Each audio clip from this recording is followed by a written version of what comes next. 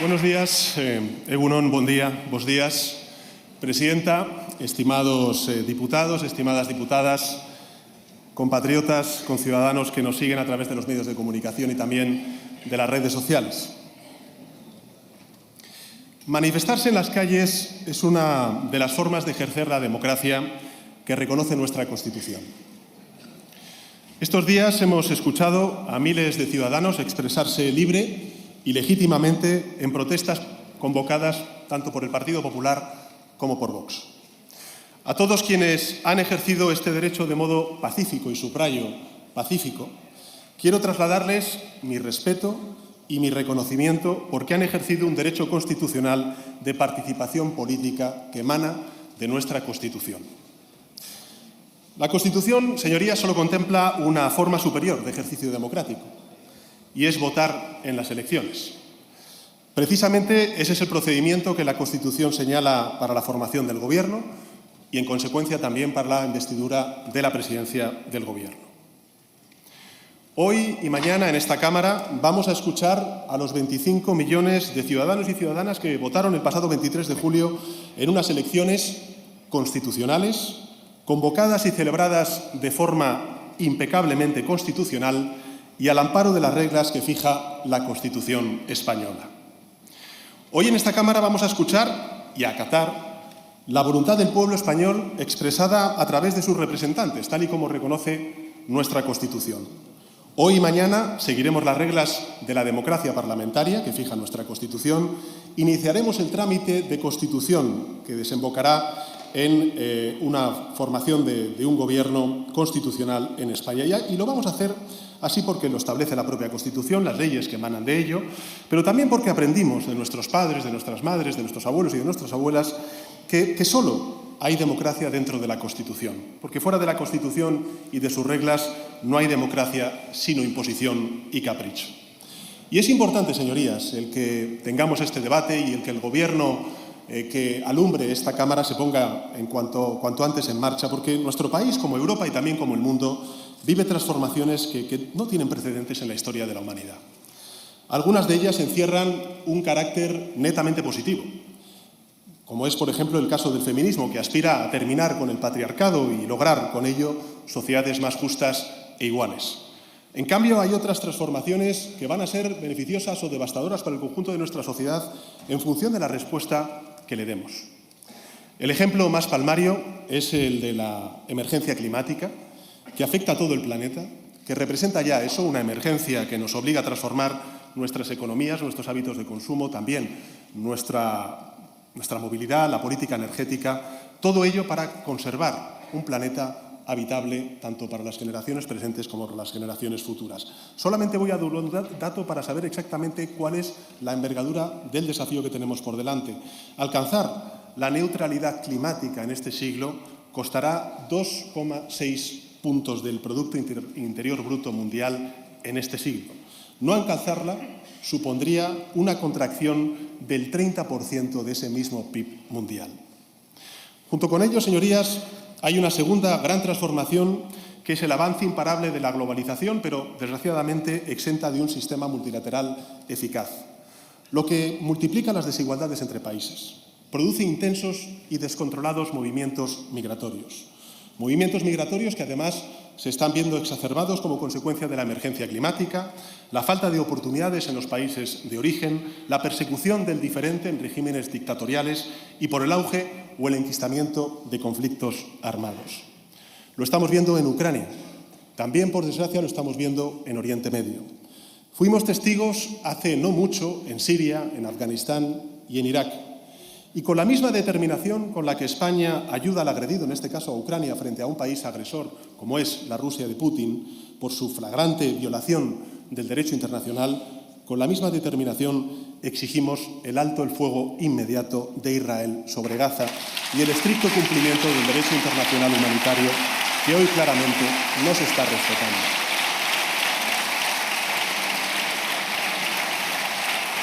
Y que no haya dudas, estamos con Israel en la repulsa y la respuesta al atentado terrorista que este país sufrió el pasado mes de octubre, faltaría más. cuyos autores, además, deben comparecer ante la justicia y rendir cuentas. Exigimos la inmediata liberación de los rehenes que todavía continúan presos por parte de Hamás, pero con idéntica claridad, señorías, rechazamos la matanza indiscriminada de palestinos en Gaza y en Cisjordania. Reclamamos el fuego inmediato, que cesen en consecuencia las bombas, que entre de manera inmediata la ayuda humanitaria que necesita el pueblo palestino, que se abra paso a la diplomacia con la celebración urgente de una conferencia de paz y que la solución justamente demandada y largamente demandada por el pueblo palestino de reconocimiento de su Estado sea avalada por la comunidad internacional. Y en ese sentido,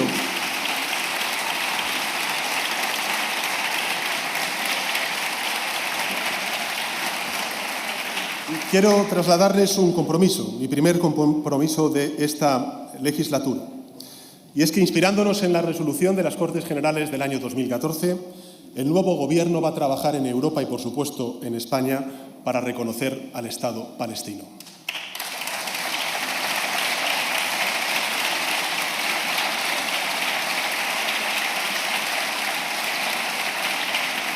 Y, por supuesto, España y Europa debemos continuar apoyando a Ucrania hasta que el último soldado ruso abandone un país que quiere ser libre, que quiere ser europeo, logrando con ello una paz justa y duradera entre Rusia y Ucrania y también, en consecuencia, entre Rusia y Europa. Señorías, les decía, emergencia climática, desigualdades entre naciones y regiones, auge de conflictos bélicos, a los que se une un aumento de las desigualdades dentro de nuestros países, tras décadas de políticas neoliberales fracasadas que devaluaron las condiciones materiales de la clase media y también de los trabajadores y trabajadoras y socavaron los cimientos del estado del bienestar. Junto con ello, la cuarta revolución industrial y la explosión de una inteligencia artificial que está cuestionando el control del ser humano sobre la tecnología y que presagia una sustitución de buena parte de los trabajos presentes, un reemplazo que podría alcanzar, según distintos estudios, a la mitad, nada más y nada menos, de los empleos actuales. Muchas de estas transformaciones han estado presentes durante la presidencia de la Unión Europea por parte del Gobierno de España. Sirvan como ejemplo el refuerzo del pilar social, la reforma del mercado eléctrico, la culminación, esperemos, antes de que finalice el año, del Pacto de Migración y Asilo, el aumento de la ayuda humanitaria española y también europea a Gaza, la nueva gobernanza económica que esperemos podamos alumbrar antes de finalizar el año, el reglamento sobre la inteligencia artificial o los preparativos de cara a la próxima y trascendente COP28, donde Europa y España tenemos que liderar con el ejemplo en el cumplimiento de los acuerdos de París. Y quiero subrayar esto, señorías, porque el liderazgo activo y constructivo de España en todos estos debates globales y con un fuerte impacto social en el día a día de las gentes a las que representamos, pues demuestra que nuestro país, que España, ha ido recuperando poco a poco ese peso internacional que durante estos últimos años no teníamos. Y no porque se hable con fluidez uno u otro idioma, sino porque España es hoy vista por muchos países de nuestro entorno, tanto Europa como en el contexto internacional, como un socio fiable y comprometido ante los grandes desafíos que afronta la humanidad. Y quiero decirles, además, a los ciudadanos que estén siguiendo este debate, que soy plenamente consciente de que todas estas transformaciones provocan un sentimiento de indefensión en amplios sectores de nuestra población, que se sienten desamparados, desprovistos de certezas ante estos cambios tan disruptivos y vertiginosos. Hay muchos trabajadores y trabajadoras, autónomos, miembros de la economía social, que ven peligrar sus empleos y sus negocios como consecuencia de la deslocalización de actividades económicas que se trasladan a países que, desgraciadamente, tienen menos libertades y menos protecciones sociales y laborales, o la sustitución, como he dicho antes, de sus empleos por ingenios automatizados. Hay trabajadores y desempleados que miran con un cierto recelo la migración al sentir un potencial riesgo de ver dañada su contribución al mercado de trabajo. Hay zonas geográficas enteras, también aquí en España, amenazadas por la escasez de agua, por los incendios, por la desertificación que impacta de lleno sobre sectores productivos tradicionales de extraordinario arraigo en nuestras sociedades. Estoy pensando en la agricultura, en la ganadería, en la pesca, pero también en otros sectores que son muy importantes en términos de PIB y en términos también de creación de empleo, como es el sector turístico, el sector del transporte, expuestos todos ellos y muchos más a las consecuencias de una emergencia climática que al contrario no desacelera, sino que acelera. Hogares, señorías, a los que les cuesta cada vez más llegar a fin de mes. El alto coste de la vida, la imposibilidad de poder acceder a una vivienda digna, que es uno de los problemas seculares de nuestra democracia. Todas estas duras realidades y otras muchas, pues exigen una respuesta firme y comprometida por parte de los poderes públicos. Lo que tenemos que hacer es reforzar el estado del bienestar, ensanchar la red de protección social, justo lo contrario a los recortes y al desmantelamiento de lo público que proclama el pensamiento neoliberal de los de arriba. Y si estas situaciones de estrés y de incertidumbre no reciben una respuesta positiva por parte de la democracia, este sentimiento de inseguridad, de incredulidad, de desconcierto puede extenderse más y más entre la población y alimentar expresiones políticas reaccionarias que acaben por minar las propias bases de nuestra democracia. En resumen, señorías, o la democracia responde proporcionando seguridad, o el sentimiento de inseguridad social legítimo que tienen muchos ciudadanos como consecuencia de las revoluciones que están pendientes, se va a convertir en rabia. Y esa rabia acabará por nutrir propuestas políticas que acaben socavando a la propia democracia. Me refiero, como es obvio,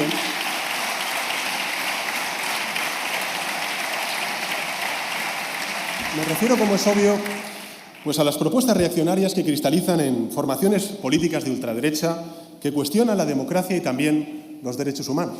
Cuando se cuestiona el feminismo, se está cuestionando una causa que evidentemente impacta en los derechos humanos. Por poner solamente ese ejemplo.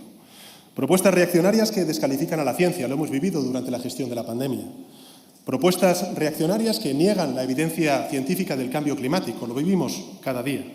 Que desprecian la cultura, que atacan al diferente por ser eso, por ser diferente, y que atacan causas tan justas, como he dicho antes, como el feminismo.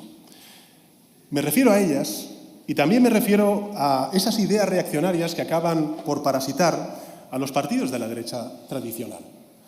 Al Partido Republicano en Estados Unidos, colonizado por el trumpismo. Al Partido Conservador británico, arrastrado por el Brexit y que ahora acabamos de ver vuelven a recuperar a su principal hacedor. A las corrientes del Partido Popular Europeo que claudican ante la ultraderecha. A la derecha tradicional argentina, arrollada por el delirante discurso reaccionario de Milei. Este es el dilema, señorías, al que se enfrenta el mundo. El dilema al que se enfrenta Europa. Y es también, en consecuencia, la disyuntiva a la que se enfrenta España.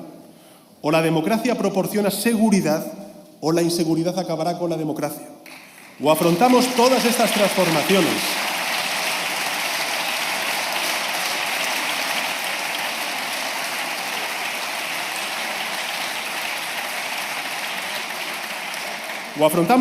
transformaciones con justicia social y desde la justicia social, o las bases de nuestra prosperidad se debilitarán. O España continúa avanzando, señorías, o España retrocede. Esa es la disyuntiva a la que nos estamos enfrentando también aquí desde España. Y es una disyuntiva que va mucho más allá de la clásica distinción entre la izquierda y la derecha.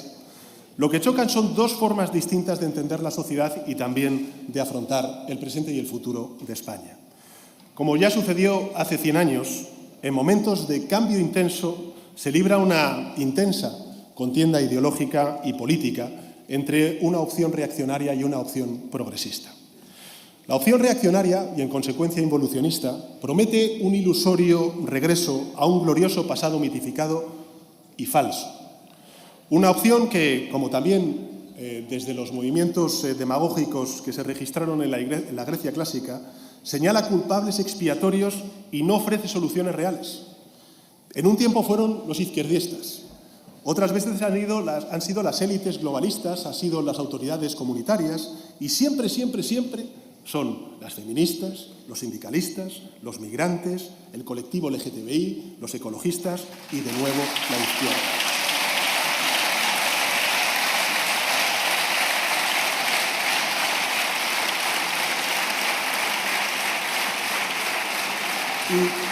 Y frente a esta opción reaccionaria, pues se alza una opción que apuesta por el avance, por la consolidación, por la extensión y mejora de las grandes conquistas sociales. Una opción que brinda la seguridad de la solidaridad organizada como respuesta a los temores legítimamente individuales. Toca decidir, en consecuencia, si afrontamos estos retos de cara o dejamos que la desigualdad se desboque y precipitamos una catástrofe medioambiental que va a condicionar el bienestar de las generaciones presentes y futuras, también de nuestra especie. Nos corresponde optar por el avance o por el retroceso. También toca decidir, señorías, si mejoramos y aumentamos los servicios públicos y las prestaciones sociales o retrocedemos a los postulados neoliberales y austericidas que tanto dolor causaron a muchas generaciones desde la crisis financiera. De nuevo, señorías, nos toca optar. O avanzamos o volvemos a ese punto de partida. Y de igual modo ha llegado el momento de reafirmar nuestro compromiso con la democracia. En lo que va de siglo, señorías, el número de regímenes autocráticos ha crecido en un 20% y las democracias han retrocedido a niveles que tenían en el año 1986. Repito, el año 1986. Hay una cuarta parte de la población mundial que piensa que esta es una buena noticia, que en tiempos frenéticos y complejos como los actuales es mejor dejar el gobierno en manos de líderes autoritarios que decidan solos sin tener que responder a los parlamentos, a las elecciones o a los medios de comunicación. No se den por aludidos, señorías. Y hay quienes pensamos que esto es una temeridad.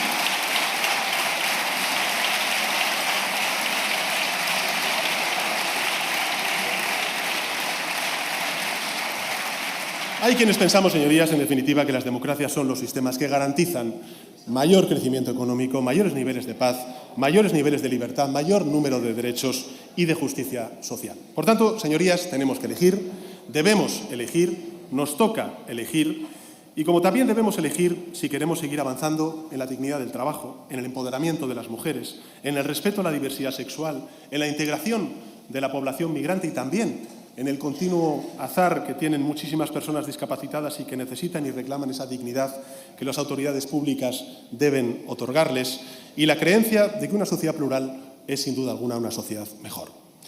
O si, por el contrario, pues lo que hacemos es secundar a los profetas del odio, que quieren encerrar a las mujeres en las cocinas, a las personas LGTBI en los armarios y a los migrantes en campos de refugiados.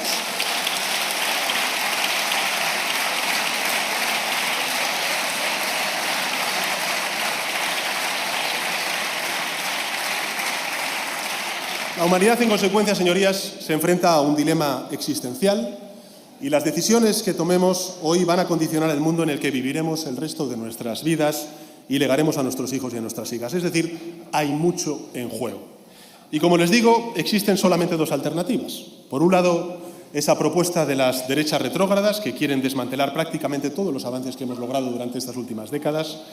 Esas derechas lo que hacen es rezumar clasismo, reniegan de las conquistas en derechos, en dignidad laboral, rechazan el estado del bienestar, niegan el cambio climático, desprecian a quienes aman de forma distinta a ellos, imponen un modo único y excluyente, como estamos viendo durante estas últimas semanas, de sentir y ser españoles. Por cierto, nosotros somos tan españoles como ustedes, no somos menos españoles que ustedes.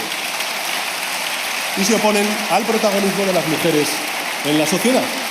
En definitiva, rechazan los cambios, renuncian a reconducirlos y solamente proponen el retorno al pasado.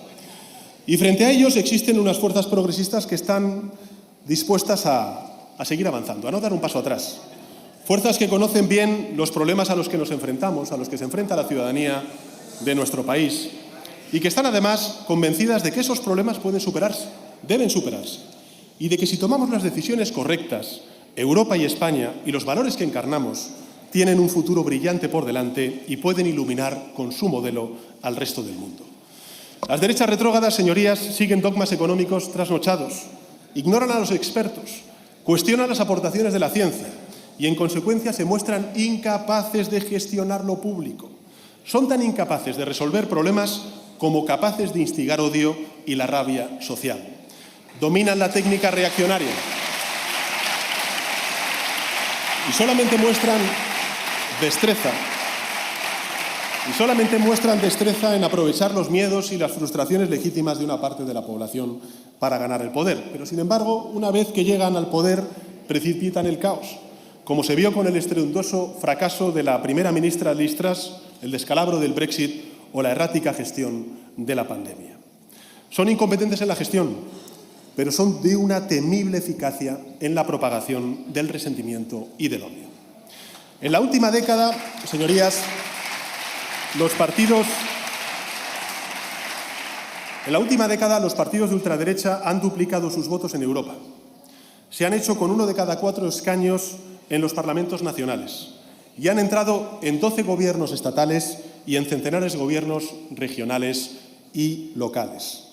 Y no lo han hecho solos, señoría. Es verdad, les hubiera resultado imposible. Los partidos de extrema derecha se han expandido gracias a una derecha tradicional que les ha bendecido como compañeros de viaje y les ha abierto las puertas de esos gobiernos. Y como consecuencia de ello, hoy una cifra nada desdeñable, un 27% de los europeos viven en un país gobernado por estas fuerzas reaccionarias. Durante muchos años, señorías, España y los españoles nos hemos librado de este flagelo. Incluso había muchos analistas internacionales que celebraban que un país tan relevante como España, en el contexto europeo, fuese capaz de mantener a la ultraderecha fuera de sus instituciones y de los gobiernos, y alababan, en consecuencia, a la sociedad española por ello. Desgraciadamente, eso empezó a cambiar hace 4 años, cuando la ultraderecha irrumpió con fuerza en este Parlamento, aunque no con el suficiente apoyo como para alcanzar los resortes efectivos del poder. El cambio radical, en todo caso, se consumó el pasado 28 de mayo, en las elecciones municipales y autonómicas celebradas en nuestro país.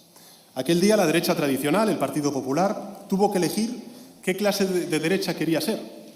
La derecha responsable, si podemos calificarla así, que comprende la necesidad de frenar el avance de la ultraderecha antes de que sea demasiado tarde, o una derecha irresponsable que blanquea y legitima para llegar al poder a la ultraderecha. Aquella noche el señor Feijóo pudo elegir ser como la señora von der Leyen, Emmanuel Macron o Donald Tusk, pero no lo hizo. Se adentró en el camino de perdición que había iniciado unos meses antes en Castilla y León, unió en definitiva, señorías, su destino a la ultraderecha. Cortó el frágil cordón sanitario que, pese a todo, había mantenido su predecesor, el señor Casado, y se sumó al club reaccionario de Trump, de Le Pen, de Orbán y de Santiago Abascal.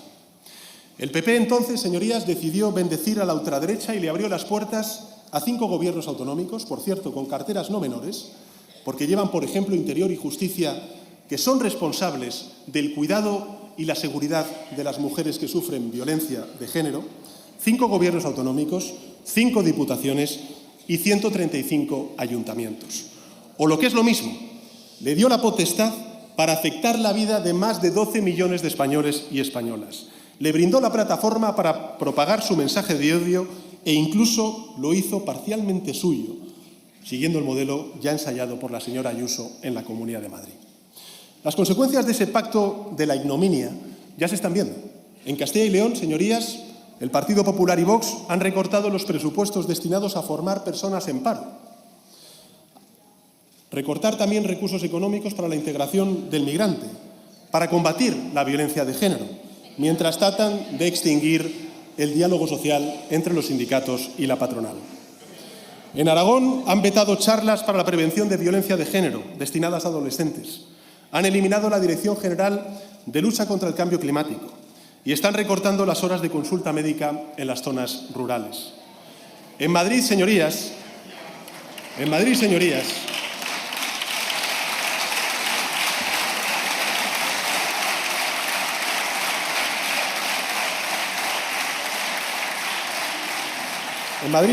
han anunciado la derogación por trámite de urgencia de la ley LGTBI y el desmantelamiento de la red contra la LGTBI-fobia. Todo este desmontaje legal implica el recorte de derechos y de libertades e implica algo muchísimo más grave, señorías. Implica hacer aún más vulnerable a quien ya se siente vulnerable. Hoy, más que nunca, es necesario un pacto de Estado por las personas LGTBI y el nuevo Gobierno de coalición progresista se compromete a sacar ese pacto de Estado.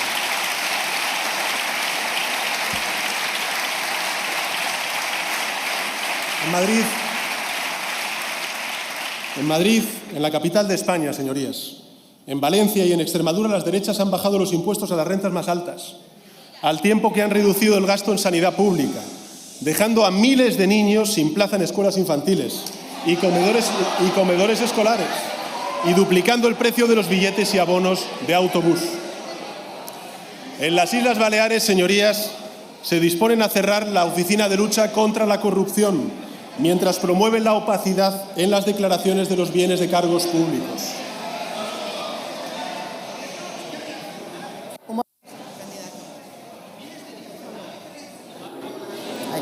Un momento, señor candidato a la presidencia del Gobierno. Señorías, les ruego silencio y que estemos a la altura de las circunstancias. Si alguien no quiere... Tranquilidad, por favor, compórtense. Si alguien no quiere escuchar las propuestas del candidato a la presidencia del Gobierno, es libre de no hacerlo. Pero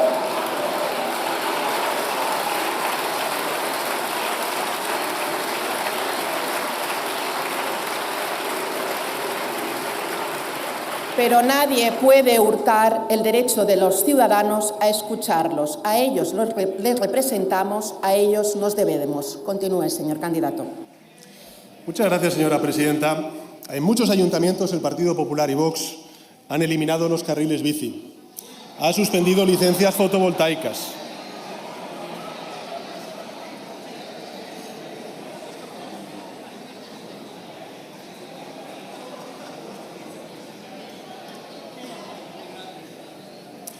han frenado la implantación de zonas de bajas emisiones, teniendo que renunciar por ello a fondos europeos. En otros han eliminado la educación sexual de los institutos, han recuperado los nombres franquistas del callejero, han retirado libros de las bibliotecas municipales y censurado conciertos, películas y obras de teatro.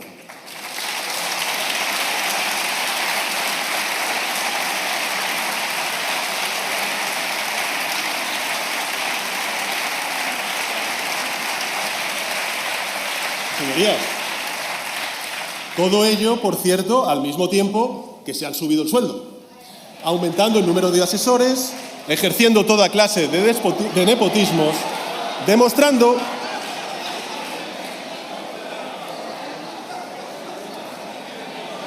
Señor...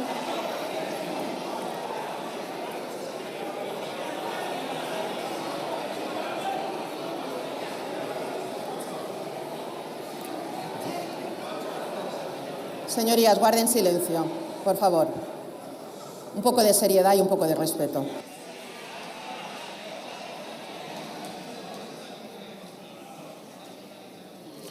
Se les va a hacer muy larga mi intervención, señorías.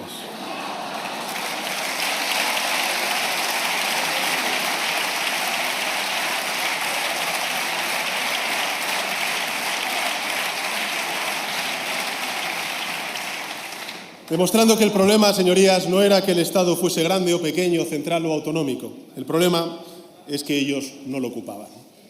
Se dirá, señorías, que no hay nada definitivo en toda esta agenda reaccionaria que ha puesto en marcha el Partido Popular junto con Vox. Y es verdad, pero la historia enseña que así sucede siempre en los comienzos de las oleadas reaccionarias. Si seguimos normalizando a la ultraderecha, si la seguimos dando cotas de poder, van a ir elevando su agresividad de las políticas que están poniendo en marcha y se irán mimetizando con sus referentes internacionales.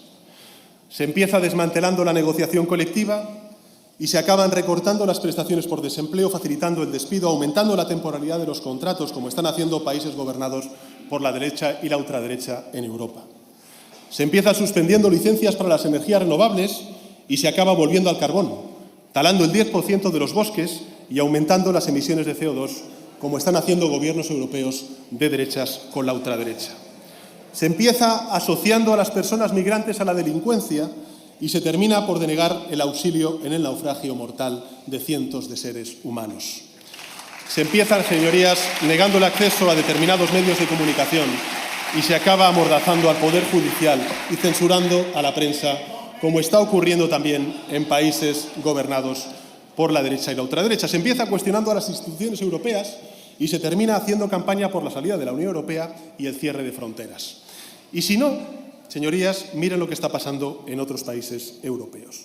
Y sí, señorías, en nuestro país estos movimientos no han ido más lejos en el desmantelamiento de los valores constitucionales y democráticos, no por falta de voluntad, ni mucho menos por límites políticos ni morales. Tampoco, desgraciadamente, porque la derecha conservadora les haya exigido desistir. El único muro eficaz contra las políticas de la ultraderecha en comunidades y ayuntamientos ha sido el Gobierno de coalición progresista de España. Lo ha sido, porque fue un Gobierno progresista en España el que fue capaz de paralizar el chantaje institucionalizado del Partido Popular y Vox, que quisieron imponer en Castilla y León a las mujeres que querían interrumpir su embarazo. Solo un Gobierno progresista en España fue capaz de aprobar normas de urgencia para impedir que el brote de tuberculosis bovina, que apareció en esa misma comunidad en Castilla y León, de la mano de las políticas de Vox, se extendiera por toda España. Solo un Gobierno progresista en España fue capaz de recurrir la censura educativa que intentó legalizar el Gobierno de la derecha y la ultraderecha en la región de Murcia. Solo un Gobierno progresista en España fue capaz de recurrir y de anular el veto a la ley de eutanasia que trataba de establecer el Gobierno regional de la Comunidad de Madrid, donde el Partido Popular es indistinguible, tanto en el fondo como en las formas, a los elementos más exaltados de la ultraderecha. Y solo un Gobierno progresista en España, con el apoyo de la Unión Europea, señorías, ha sido capaz de defender nuestro mayor patrimonio natural, el Parque Nacional de Doñana, frente a su proposición de ley, la del Partido Popular y Vox, que lo amenazaba de muerte. Un Gobierno progresista, señorías, que defiende los hechos, o mejor dicho, que defiende con hechos la igualdad entre españoles. Porque, ¿qué es defender la igualdad? Defender la igualdad entre españoles es subir el salario mínimo interprofesional. Es aprobar una reforma laboral de la mano de los agentes sociales que ha recuperado derechos para los trabajadores y ha reconocido otros nuevos. Es revertir los recortes infligidos durante la crisis financiera y la respuesta neoliberal al Sistema Nacional de Dependencia. Es eliminar los copagos farmacéuticos a las clases más vulnerables y también recuperar la universalidad del sistema sanitario público que ustedes quebraron cuando estaban en el Gobierno. Igualdad entre españoles es que haya 1 millón de estudiantes con beca y que puedan acudir a su centro educativo en transporte público gratuito. Es revalorizar las pensiones conforme al IPC. Es aprobar también impuestos a las grandes fortunas, a la gran banca, a las empresas energéticas para poder sufragar toda esa red inmensa de protección social. Y a todas estas medidas, señorías, la ultraderecha y la derecha han votado sistemáticamente en contra. ¿Traducimos todas estas medidas en realidades cotidianas de la gente?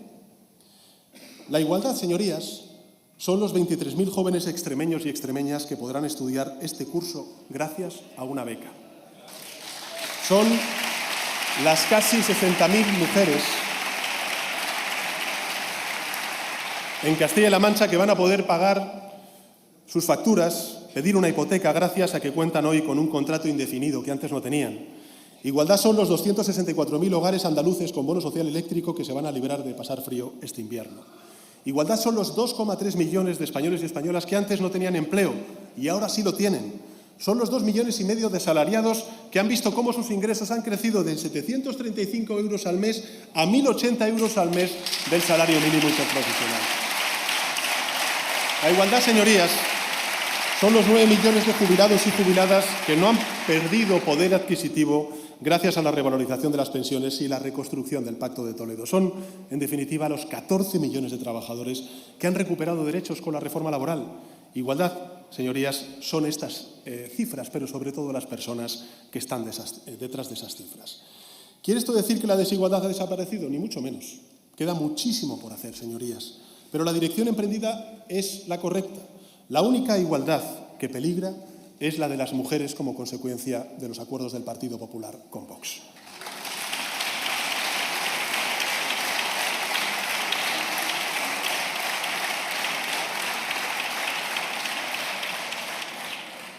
Si algo ha dejado claro la derecha reaccionaria es que no se va a detener. Y por eso, en este debate, señorías, estamos eligiendo algo muy importante. O bien alzamos un muro ante estos ataques recurrentes a los valores de la España democrática y también constitucional, o bien le damos salvoconducto. Y yo quiero anunciarles un compromiso aquí ante todas sus señorías y también ante todos los españoles y españolas.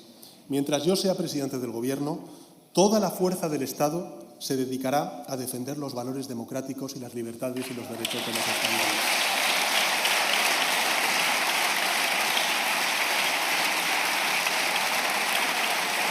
Ni un solo retroceso ni una sola involución, ni un paso atrás va a contar con el beneplácito ni con la indiferencia del Gobierno de España, ninguno. Por tanto, hoy aquí, en esta sesión, señorías, nos toca elegir camino, elegir camino.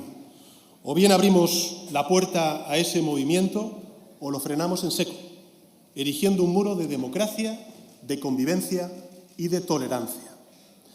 Porque esas mismas corrientes, esos mismos alineamientos que se expresan en otros países europeos y en otras naciones occidentales están presentes en esta Cámara también. Y traducen dos formas de entender la política que trascienden, como he dicho antes, los ejes de la izquierda y la derecha.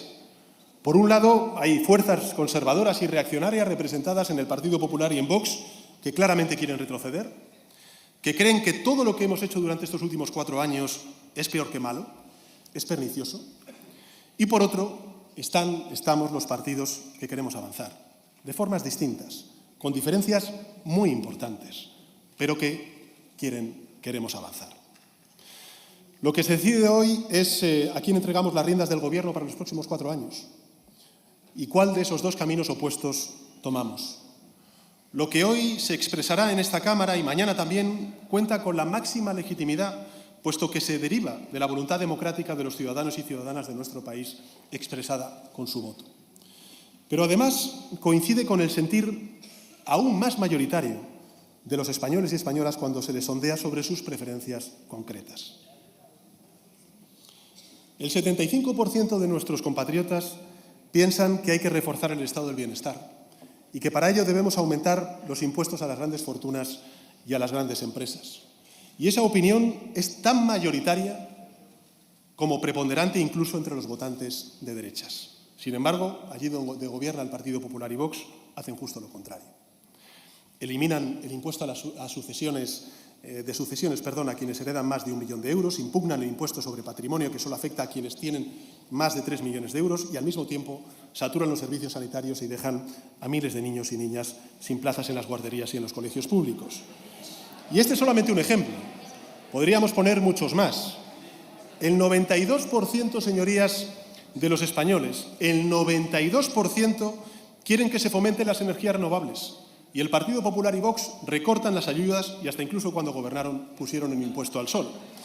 El 75% de los españoles apoya el escudo social creado por el Gobierno para hacer frente, en este caso, a los efectos de la inflación derivada de la guerra de Putin en Ucrania, y el Partido Popular y Vox se oponen a ello. El 91% de los españoles y españolas, señorías, para que veamos lo grande que es nuestro país, lo bueno que es nuestro país, el 91% se muestra partidario de que las personas LGTBI tengan los mismos derechos y la visibilidad que el resto. Y el Partido Popular y Vox se inhiben y aún alimentan la discriminación y el odio entre ellos. En suma, señorías,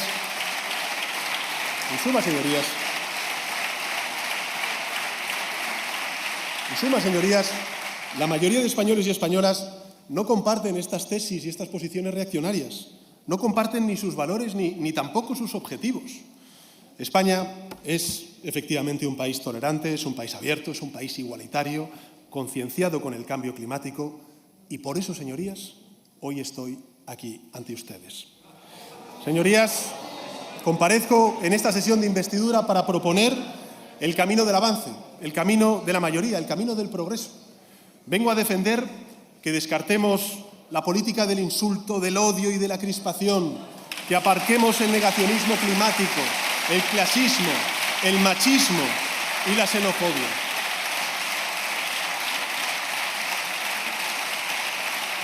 Vengo a proponer que demos a España 4 años más de estabilidad, de convivencia, de progreso y que digamos no a los reaccionarios cuyo único propósito es la involución y la confrontación. Vengo a proponer que prosigamos un camino que iniciamos hace un lustro, hace 5 años, y que creo que arroja un saldo positivo para nuestro país y para la inmensa mayoría de nuestros ciudadanos hayan votado lo que hayan votado. Un balance en el que también, lo reconozco, lo he dicho en muchas ocasiones, hemos cometido errores y carencias, como en cualquier otra acción humana. Errores involuntarios, señorías, por los que hemos pedido disculpas. Carencias que nos proponemos suplir en este nuevo mandato. Pero creo, honestamente, que el balance en el que destacan los logros es incuestionable. o mejor, solo cuestionables desde el partidismo extremo o la mala fe, y logros que encierran particular mérito porque además se han alcanzado en una coyuntura internacional terrible, la más difícil de las últimas décadas. Y a pesar de todo el hostigamiento constante de la oposición más estéril y bronca que ha conocido nuestra democracia. Una España que hoy es un país más próspero que cuando nosotros llegamos al gobierno. Somos la gran economía de la Unión Europea que en este contexto internacional tan complejo, con múltiples crisis y también con guerras en el frente oriental y también, lógicamente, en Oriente Medio, está creciendo. Y la que más va a crecer en el año 2024, acabamos de conocer las perspectivas económicas de la Comisión Europea. Tenemos una de las inflaciones más bajas de Europa. Tenemos la energía más barata. Unos niveles de inversión extranjera récord que demuestran la confianza de los inversores en las posibilidades y las capacidades de nuestro país. Y los mejores datos de empleo de nuestra historia, con 2 millones de personas más empleadas que cuando gobernaba el Partido Popular. Y todo ello, señorías, con paz social. Hoy España tiene un estado del bienestar más amplio, más robusto que cuando gobernaba el Partido Popular. Antes ponía algunos ejemplos. Hemos recuperado la universalidad del Sistema Nacional de Salud quebrada con los gobiernos del Partido Popular. Tenemos más sanitarios, sin duda alguna necesitamos más, pero tenemos más sanitarios que en 2018, más profesores, más maestros, más estudiantes becados que hace 4 años. Y el dinero que el Estado invierte, esta es la cifra que me gustaría simplemente trasladar a los ciudadanos que estén siguiendo este debate, el dinero que el Estado invierte en el bienestar de cada uno de nuestros ciudadanos y ciudadanas ha pasado de los 6.300 euros al año a los 7.600 euros anuales.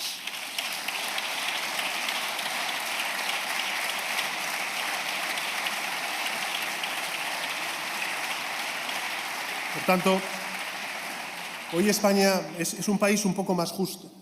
Quedan muchísimas desigualdades aún por erradicar.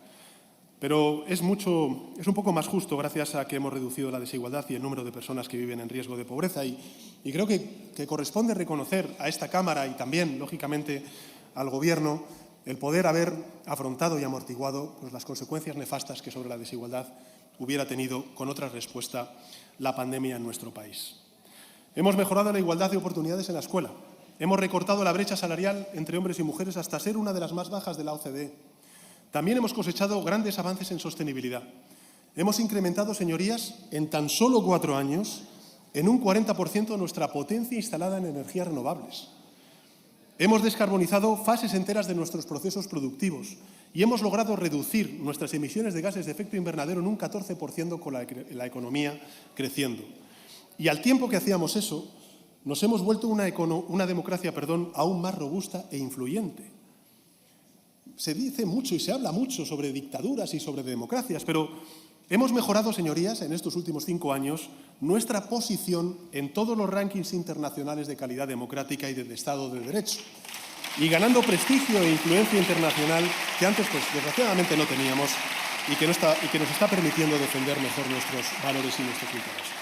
En fin, los resultados están ahí, están a la vista de todos, señorías. Quedan muchísimas cosas por hacer, pero creo que el balance es francamente positivo. Lo reconocen así la Comisión Europea, la OCDE, el Fondo Monetario Internacional. En definitiva, las medidas del Gobierno de coalición progresista han funcionado durante estos últimos 4 años. Queda, como he dicho antes, muchísimo por hacer. No nos conformamos. Sabemos de los problemas y las necesidades de la clase media, de los trabajadores y trabajadoras, de la gente de a pie de nuestro país, pero para su resolución, honestamente, creo que la dirección tomada durante estos últimos 4 años es la acertada. Y hoy vengo, por tanto, a solicitar su apoyo para seguir transitando ese camino que empezamos hace 5 años y con el Gobierno hace 4 años. La líder de Sumar, la vicepresidenta Yolanda Díaz, y yo, como líder del Partido Socialista Obrero Español, presentamos las bases hace un par de semanas en ese acuerdo entre el Partido Socialista y Sumar. Y aquí me gustaría compartir con ustedes los que, a mi juicio, son los objetivos principales. 8 compromisos que adquirimos con la ciudadanía y, lógicamente, con sus representantes, que son todos ustedes, todos los diputados y diputadas. El primero, lógicamente, como no puede ser de otra manera, es la principal preocupación de los ciudadanos, que es en el ámbito económico culminar toda la modernización que pusimos en marcha durante la pasada legislatura, transformar en clave verde y digital desde una perspectiva de inclusión social y territorial nuestro tejido productivo. Vamos, en consecuencia, a redoblar nuestra apuesta por la innovación, por la formación, por la digitalización y vamos a desplegar, afortunadamente, esos 115.000 millones de euros de los fondos europeos para ayudar a que este proceso de cambio llegue a todos los puntos territoriales de nuestro país y también a nuestras pymes, autónomos y economía social. Y todo para alcanzar dos metas que me gustaría compartir con la ciudadanía. Por un lado, tener más y mejores empleos, más y mayores empresas, más startups, más economía social. Vamos a seguir creando trabajos de calidad, señorías, ayudando a los jóvenes, a los parados, a incorporarse al mercado laboral, hasta lograr alcanzar el pleno empleo. Una ambición siempre soñada y nunca lograda en nuestro país. Y de la mano del diálogo social vamos a impulsar además una cultura laboral distinta, que permita conciliar mejor esa asignatura pendiente que tienen todos los ciudadanos y ciudadanas en nuestro país, que es la corresponsabilidad laboral, familiar y personal, para que España sea uno de esos países en los que la gente trabaja para vivir y no vive para trabajar. Y por eso les anuncio que esta legislatura será la legislatura del nuevo Estatuto de los Trabajadores, la legislatura en la que vamos a garantizar por ley que el salario mínimo interprofesional siga aumentando cada año para mantenerse en el 60% del sueldo medio, la legislatura en la que impulsaremos una reducción de la jornada laboral a las 37 horas y media semanales, incorporando incentivos para que las empresas ofrezcan horarios más flexibles y potencien el teletrabajo siempre que sea posible. Nuestra segunda meta será que el poder adquisitivo de los españoles vuelva a crecer. Somos, junto con España, el que hemos recuperado más poder adquisitivo durante estos últimos años, de todo el contexto europeo, junto con Francia, el que más poder adquisitivo hemos recuperado durante estos últimos años, desde la pandemia. Nuestro país tiene una de las inflaciones más bajas de Europa, pero sé perfectamente que eso no significa que el problema haya pasado. Sé que la vida aún está más cara, que hay muchos ciudadanos que les cuesta pagar la hipoteca, ahorrar, irse de vacaciones o simplemente llenar la cesta de la compra. Somos muy conscientes desde el Gobierno. Y vamos a dejarnos la piel, como dije, durante la pandemia y también durante la guerra y sus efectos económicos y también sobre los precios, vamos a dejarnos la piel para revertir esta situación. Con medidas en el medio y en el largo plazo, acometiendo reformas que voy a mencionar posteriormente para mejorar la productividad de nuestro país, pero también con medidas a corto plazo, para ayudar a resolver el problema mañana, no dentro de 10 años. Y en concreto les anuncio que en los próximos meses vamos a aprobar 3 grandes acciones. En primer lugar, vamos a extender la bajada del IVA de los alimentos hasta junio de 2024. Vamos a elevar el umbral de renta media de los 30.000 euros actuales a los 38.000 euros para que más familias puedan acogerse a la medida de alivio hipotecario en vigor, que consiste en la congelación de la cuota mensual durante 1 año y la ampliación del plazo de amortización hasta los 7 años. Y además, a partir del 1 de enero del próximo año, el transporte público será gratuito para todos los menores y jóvenes y también para las personas desempleadas.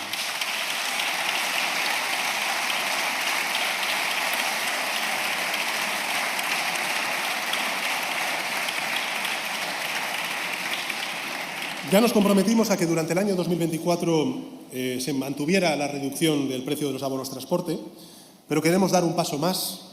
En coordinación con las comunidades autónomas y con los ayuntamientos, queremos que esta política de transporte público gratuito sea permanente y se consolide en España como un referente en sostenibilidad medioambiental.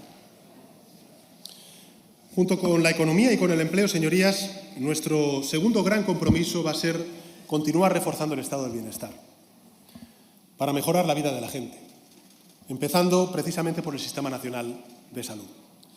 Es inadmisible que un ciudadano, señorías, tenga que esperar más de 3 meses para tener una primera consulta con un médico especialista, o 200 días para operarse de una hernia que le impide levantarse de la cama. Soy consciente de que esta competencia, lógicamente, está en manos de las comunidades autónomas, pero nosotros no podemos, como Gobierno de España, quedarnos de brazos cruzados. Por eso vamos a poner en marcha con los gobiernos autonómicos que así lo deseen un plan para lograr una reducción drástica de las listas de espera.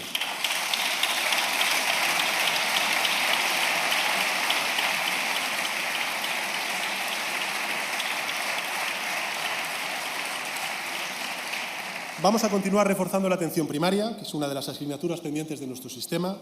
Vamos a ampliar la cartera de servicios públicos para incluir tratamientos bucodentales y también oftalmológicos para nuestros jóvenes. Y vamos a promover, señorías, un gran pacto de Estado por la salud mental, que va a aumentar el número de psicólogos y psiquiatras de los centros públicos, va a reducir los tiempos de espera y va a garantizar, señorías, que en España no haya un solo ciudadano que necesita ayuda psicológica y no pueda obtenerla. Y esa mejora de vida de las personas también va a ir a lo más importante, que es la educación de nuestros hijos y nuestras hijas, con una educación pública de calidad, con una ciencia puntera y con una cultura libre y accesible para todos y para todas. Por eso, en esta legislatura vamos a seguir mejorando las condiciones de formación del profesorado, vamos a ampliar las ayudas de comedor, vamos a aumentar también las ayudas y la disponibilidad de actividades educativas extraescolares y vamos a aumentar la dotación de las becas y reducir el precio de las tasas universitarias. Vamos a incrementar la financiación de nuestros centros de investigación, que son un auténtico orgullo. Vamos a fomentar una mayor colaboración público-privada en la I+D+I. Vamos a mejorar las condiciones laborales de nuestros científicos y científicas a través del Estatuto del Personal Docente e Investigador y vamos a recuperar a todos esos cerebros españoles que tuvieron que irse al extranjero como consecuencia del abandono del Partido Popular a nuestro Sistema Nacional de Ciencia. Y vamos a aprobar,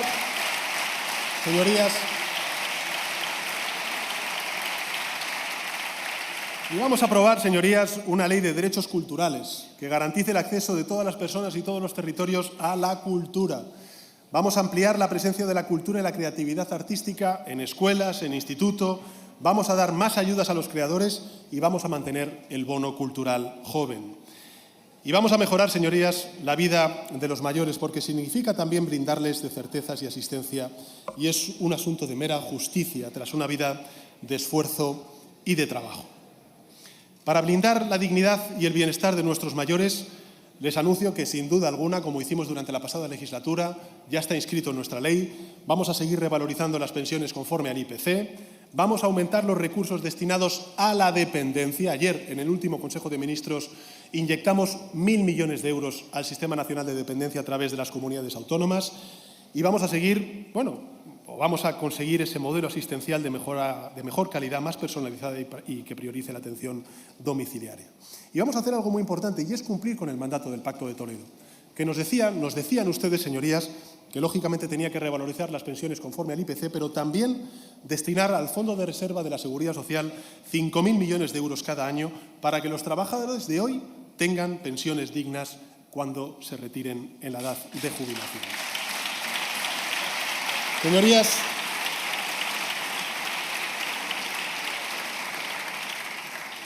mejorar la vida de las personas significa asistir a quienes más los necesitan. Y en estos días, fíjense que se han dicho muchas cosas, se han proclamado muchas cosas en las calles de nuestro país, pero hemos escuchado decir a un líder de extrema derecha en otra parte del mundo, en Argentina, lo siguiente, de la ultraderecha argentina, por cierto, apoyada por la derecha conservadora y tradicional argentina. En fin, hay que hacérselo mirar, señor Feijóo, para que el señor Rajoy apoye al candidato Milei a la presidencia de Argentina. Pero fíjense, hemos escuchado decir a un líder de la ultraderecha argentina lo siguiente, y cito textualmente: la justicia social es una aberración y es injusta porque implica un trato desigual frente a la ley. Cierro comillas. Algo que aquí en España ya estamos, curados de espanto, porque no nos sorprende, si no fuese porque ya lo había dicho unos meses antes la líder intelectual del Partido Popular, que es la señora Ayuso, cuando afirmó, señorías, no es broma, afirmó que la justicia social es un invento de la izquierda para promover la cultura de la envidia. Pues bien, señorías, en eso estamos. Este gobierno de coalición que represento no considera la justicia social una aberración, antes al contrario, la consideramos la condición misma de la vida en sociedad. Porque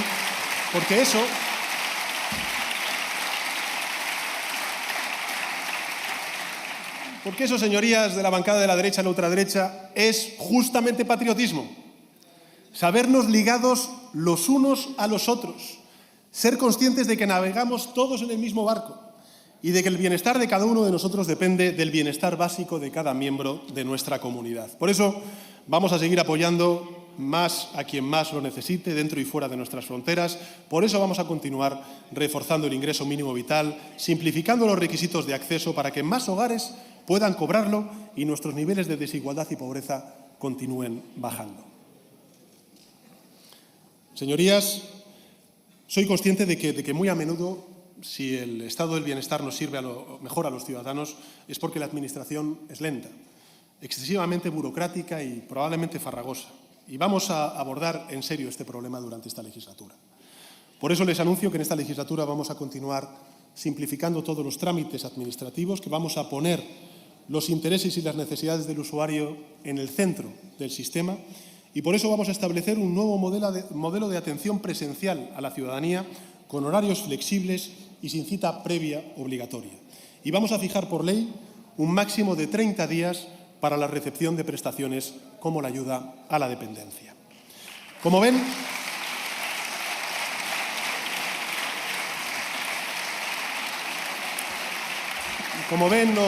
nos proponemos mejorar drásticamente la forma en la que opera nuestro estado del bienestar y queremos hacerlo, además, al tiempo que seguimos reduciendo el déficit público, porque este es un Gobierno comprometido con la disciplina fiscal. ¿Cómo lo vamos a hacer? Mejorando la eficiencia de la Administración pública, combatiendo la economía sumergida, ensanchando nuestras bases fiscales, incrementando la progresividad del IRPF, garantizando un impuesto mínimo efectivo del 15% en el impuesto de sociedades. En definitiva, lo que hay que hacer es acabar de una vez por todas con esas vías de evasión fiscal, cuando no de elusión fiscal, de las grandes fortunas y las grandes multinacionales. Los ricos, pues lo siento, tienen que pagar más impuestos que lo que pagan hasta ahora. Es más, mientras nosotros gobernemos, van a pagar más que el resto.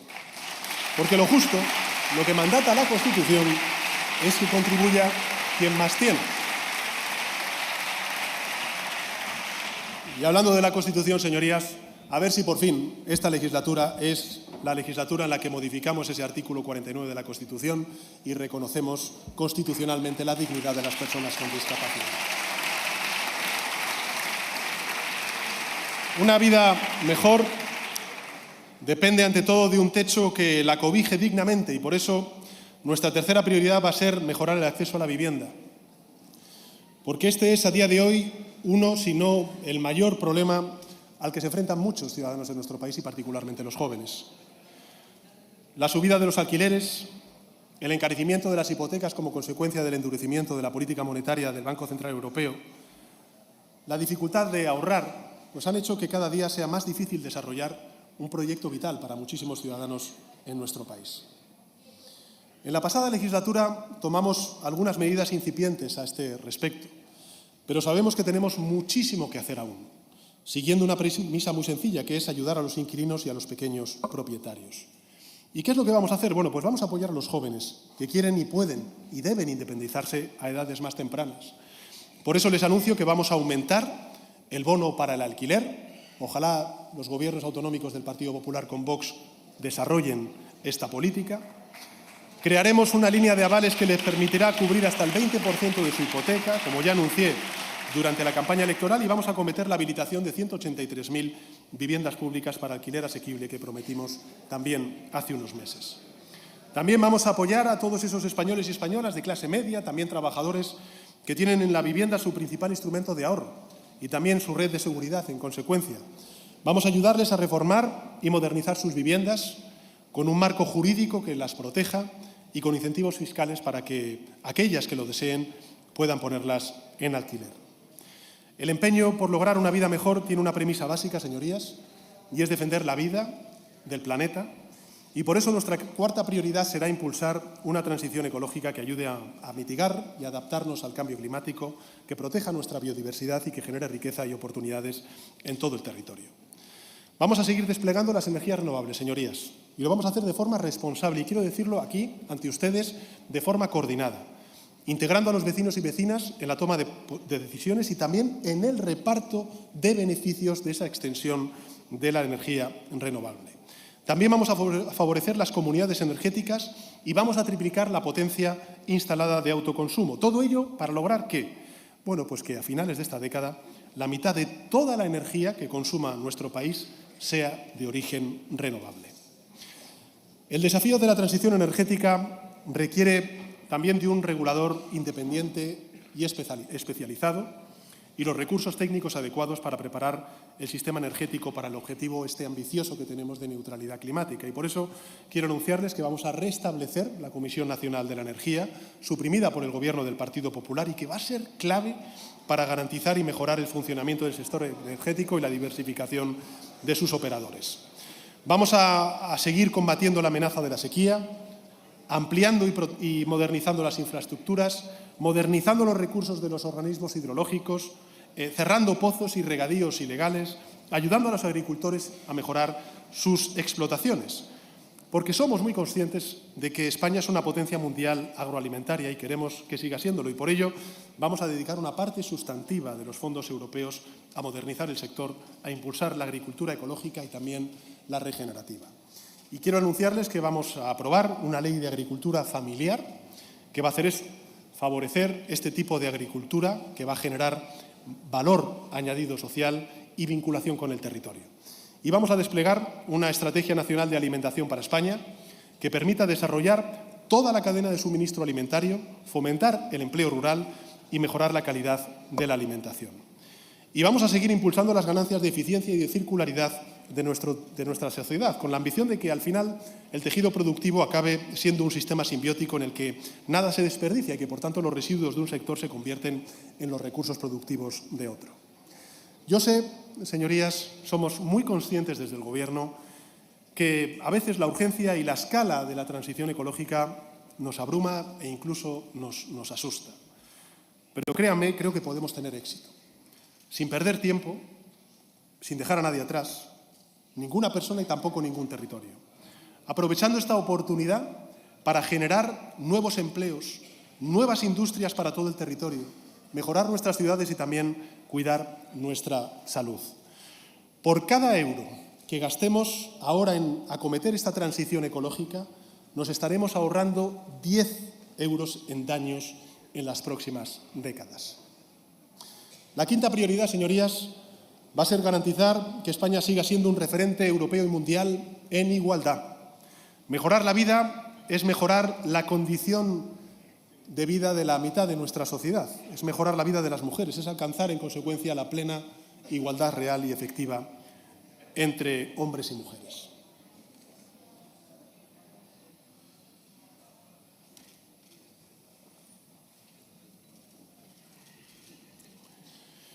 El feminismo es un cáncer.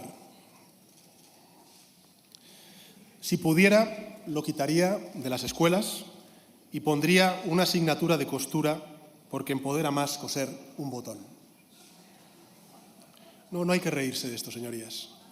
No hay que reírse. No hay que reírse. Nosotros no odiamos a las mujeres.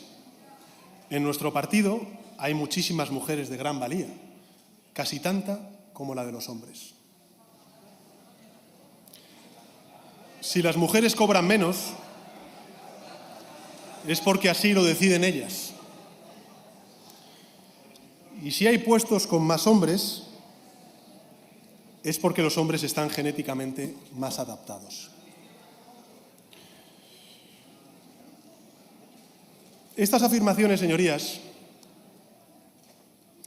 parecen sacadas de un manual de la sección femenina de la Falange franquista, pero son declaraciones públicas realizadas por dirigentes de Vox en los últimos meses. Dirigentes que, conviene no olvidarlo, han accedido a cargos autonómicos y locales de responsabilidad gubernamentales gracias al voto favorable del Partido Popular.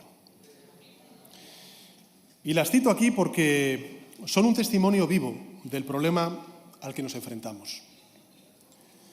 Porque a pesar de los muchos avances logrados en estos últimos años, en nuestro país aún persisten prejuicios y conductas machistas. Las mujeres aún sufren un tratamiento desigual en muchos ámbitos. Cobran salarios más bajos que los hombres por desempeñar el mismo tipo de responsabilidades laborales. Y esa falta de igualdad efectiva es una injusticia que atenta contra los principios paritarios, por ejemplo, de nuestra Constitución, que nos está diciendo, o que nos está haciendo peores como sociedad, y que nos está impidiendo alcanzar todo nuestro potencial, que es inmenso y formidable como país. Por tanto, debemos corregirla y para ello les anuncio que aprobaremos una ley de representación paritaria que nos ayude definitivamente a romper los techos de cristal. Porque si las mujeres representan el 50% de nuestra sociedad, el 50% del poder político y económico les corresponde a ellas. Y vamos a facilitar la conciliación de padres y madres, ampliando el permiso de paternidad y maternidad a las 20 semanas, universalizar también la educación de 0 a 3 años, en este caso desde los 2 años. Y vamos a darle a las familias monoparentales con 2 hijos, encabezadas mayoritariamente por las mujeres, como bien saben ellas, el mismo nivel de protección que disfrutan las familias numerosas. Una vida mejor, señorías,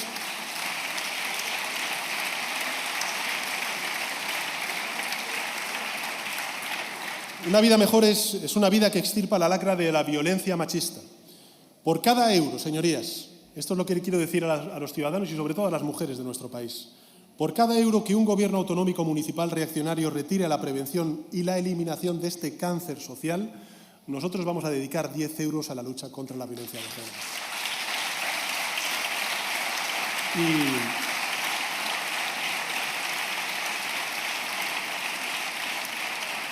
Y por cada minuto de respeto que los políticos de Vox nieguen a las víctimas de la violencia de género, nosotros les consagraremos todo nuestro tiempo y todo nuestro esfuerzo. Vamos a continuar actuando, como también vamos a actuar contra los abusos sexuales de menores, también aquellos que se cometieron en el seno de la Iglesia. El informe, señorías, que ha presentado el Defensor del Pueblo revela la magnitud y la gravedad de este problema y nos interpela a todas las instituciones públicas, singularmente a las Cortes Generales y al Gobierno de España. Por eso vamos a reforzar el marco jurídico para que los delitos de agresión y abusos sexuales a menores no estén limitados a un momento concreto y la responsabilidad civil no prescriba.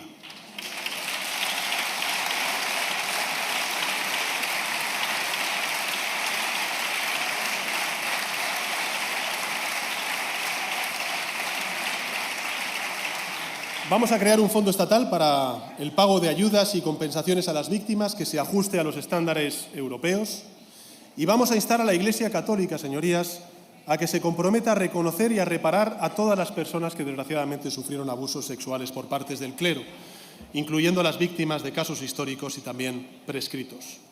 Pero sobre todo, vamos a adoptar las medidas necesarias para garantizar que esta aberración no se vuelva a repetir. Por eso les anuncio que, siguiendo las recomendaciones del Defensor del Pueblo, en esta legislatura vamos a reforzar los mecanismos de acompañamiento y de supervisión de la Ley de Protección Integral a la Infancia y a la Adolescencia, dotándoles de más personal y también de más recursos. Vamos a reforzar la labor de inspección en los centros educativos para asegurarnos que cumplen con los protocolos establecidos y que sus profesionales reciban la formación adecuada sobre abusos sexuales. Y vamos a establecer por ley que esos mismos protocolos de prevención y formación se cumplan en todas las instituciones religiosas.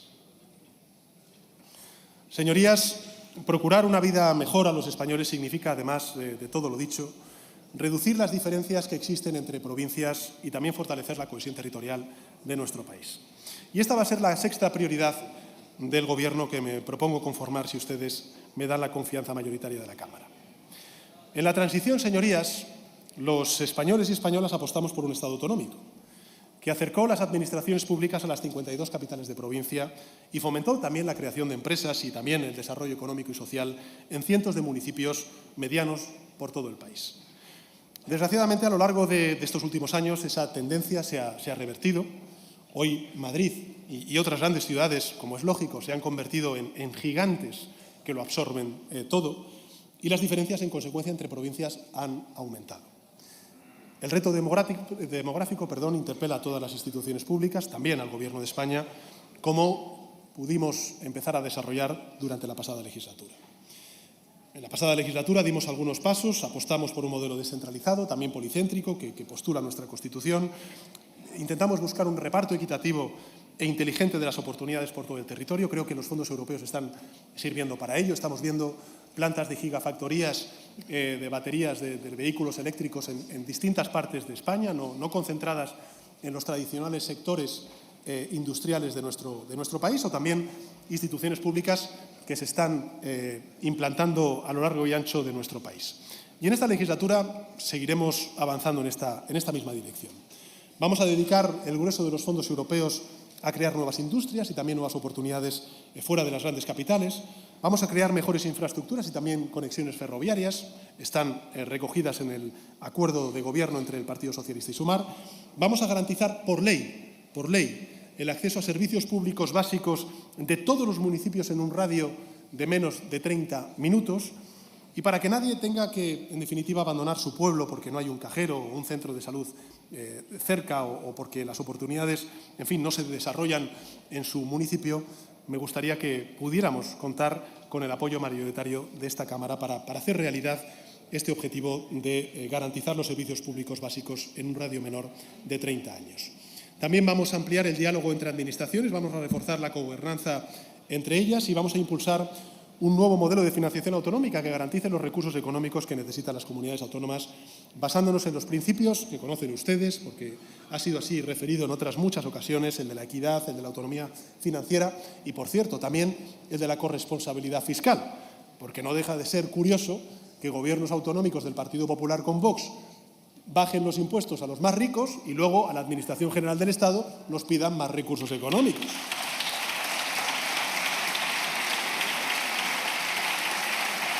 Pero, en fin,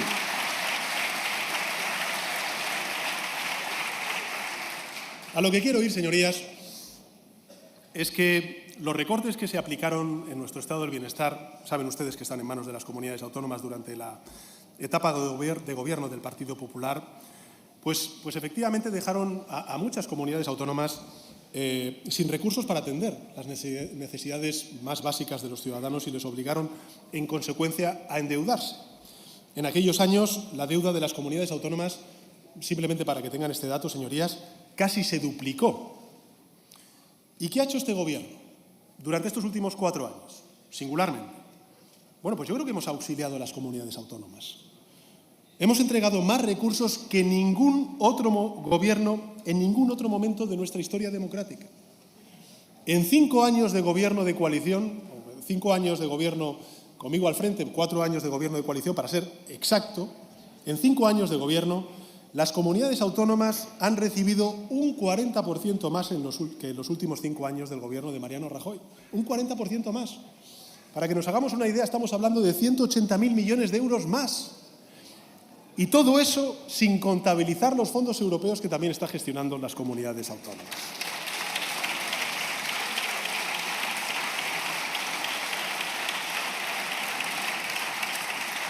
Bueno, eso evidentemente nos ha servido para hacer frente a la pandemia, para reconstruir todo aquello que se desmanteló durante la crisis financiera y la respuesta neoliberal que dio el gobierno del PP de entonces. Pero desde el punto de vista de la consolidación fiscal ha hecho algo muy relevante, señorías, y es que gracias a ello la deuda se ha reducido en relación con el Producto Interior Bruto y los recortes han podido cesar en muchos ámbitos a pesar de la política fiscal irresponsable e insostenible que las derechas están volviendo a desplegar. ¿Qué vamos a hacer ahora? Bueno, pues lo que vamos a hacer es continuar con esa senda de responsabilidad fiscal, pero también de solidaridad y asumir parte de la deuda de las comunidades autónomas, la que contrajeron durante la etapa de gobierno del Partido Popular. Esta medida será aplicable y extensible a todas las comunidades autónomas, con independencia de su color político y de que estén acogidas o no al Fondo de Liquidez Autonómica creada entonces por el Partido Popular. Hacerlo nos va a permitir hacer muchas cosas, señorías, pero nos va a permitir sobre todo financiarnos a costes más reducidos. Va a aliviar la factura de intereses por los pagos de la deuda que tienen muchas comunidades autónomas y va a ayudar en consecuencia a los ciudadanos y ciudadanas a que puedan tener unos servicios públicos de calidad. Bueno, esto lo pongo evidentemente, entre algodones porque no sabemos exactamente qué van a hacer los gobiernos del Partido Popular con Vox, aunque ya maneras apuntan. Señorías, la séptima prioridad será avanzar en la agenda del reencuentro para garantizar una mejor convivencia en nuestro país. Creo que todos podemos ser conscientes, todos los ciudadanos que nos vean, de que en la discordia no puede haber prosperidad. Lo sabían nuestros padres y nuestros abuelos, Y por eso hicieron de la convivencia uno de los principios rectores de la Constitución y de la transición. Y ahora nosotros debemos hacer lo mismo, que es impulsar la convivencia y también el perdón. No solo para ganar una legislatura de progreso, que también, sino para apostar por un futuro de reconciliación y de concordia. Hablamos, claro está, de Cataluña. Pero hablemos claro también, señorías. En Cataluña y en otros territorios de nuestro país hay ciudadanos y ciudadanas que consideran que estarían mejor siendo independientes. El Gobierno de coalición progresista que pretendo encabezar no comparte esa idea. Nosotros estamos convencidos de que una España unida es una España mejor, más próspera, más fuerte. Es más, creemos que esas realidades nacionales que sienten legítimamente estos ciudadanos y ciudadanas independentistas se vería mejor expresada en una Unión Europea que, conforme pasan los años, avanza en su integración a través de la estructura autonómica que tiene nuestro país, reconocida en nuestra Constitución. Pero la pregunta que tenemos que hacernos, y que también creo que merecen ser respondida ante nuestros ciudadanos, es cómo garantizamos esa unidad. Grosso modo, existen dos alternativas. Puede intentarse por la vía de la imposición y de la crispación social, o podemos intentarla por la vía del diálogo, del entendimiento y también del perdón. El Partido Popular ya probó la primera de esas recetas. Todo lo que consiguió, ¿qué fue, señorías? Fue que el número de catalanes partidarios de independizarse alcanzara récords históricos, que se incendiaran las calles de Cataluña y que el mundo entero mirara con estupor las imágenes que se difundían de nuestro país en esos años, sobre todo y en particular en el año 2017. Y el resultado fue la mayor crisis territorial de nuestra democracia. La mayor crisis institucional, territorial y constitucional de nuestra democracia. En definitiva, creo que la receta del Partido Popular condujo al desastre y que no conviene ir por ese camino. ¿Qué hemos hecho nosotros? Bueno, pues creo que todo lo contrario. Hemos apostado por la vía del diálogo, hemos apostado por la vía del perdón, hemos apostado por la vía del entendimiento, siendo muy difícil porque las posturas son muy distintas. Hemos antepuesto la negociación a la imposición, hemos antepuesto el reencuentro a la venganza, en definitiva, la unidad a la fractura. Donde antes hubo quiebra de la Constitución en determinados territorios, en estos últimos 5 años, señorías, la Constitución española se cumple en todos y cada uno de los territorios de nuestro país.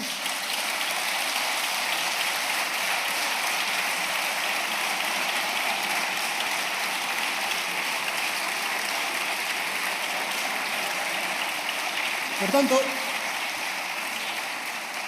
creo que no hay camino más seguro que el que se orienta hacia el entendimiento para restablecer los puentes políticos que jamás debieron romperse y que se rompieron, señorías.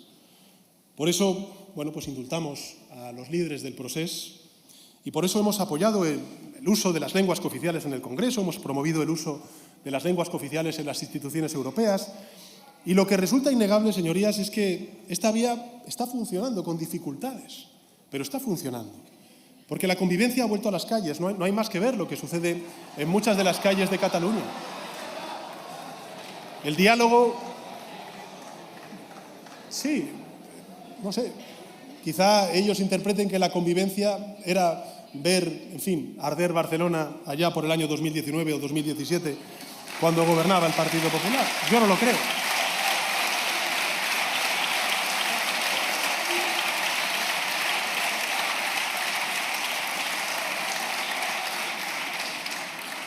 En fin, la convivencia ha vuelto a las calles, el diálogo ha vuelto a las instituciones, señorías, con muchísimas dificultades, y nuestro país, es curioso porque todos estaban pendientes de este bloque de mi intervención, pero no paran de hablar.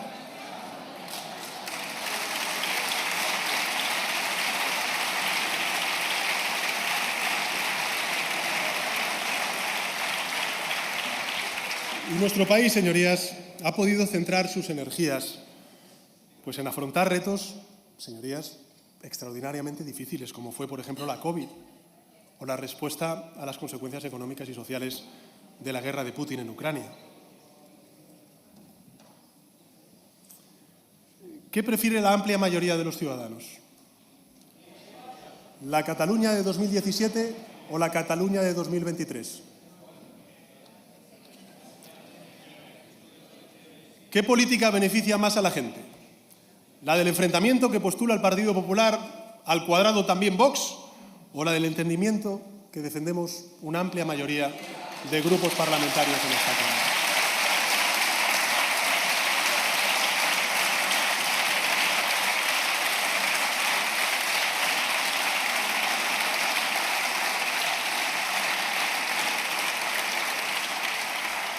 No hace falta que especulemos al respecto. Yo creo que conocemos la respuesta, ¿no? Lo dicen además los estudios demoscópicos. Lo refleja la convivencia y la paz social que hoy hay en las calles de Cataluña.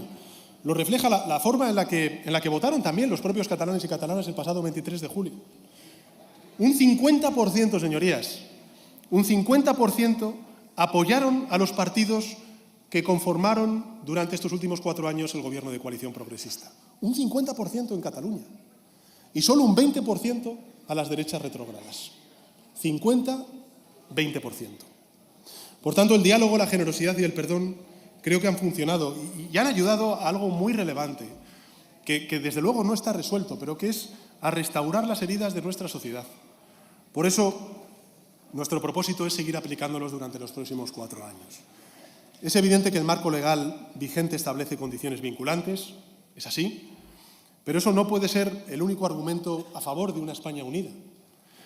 Necesitamos muchos más motivos. Y si no están ahí, pues debemos tener la valentía para construirlos. Porque es posible. Y porque, como dijo el genial Antonio Machado, hoy es siempre todavía. Y puesto que hoy es todavía, y el diálogo aún es posible, pues nosotros vamos a apostar por él, siguiendo aquel consejo que daba el gran Salvador Espriu a toda España.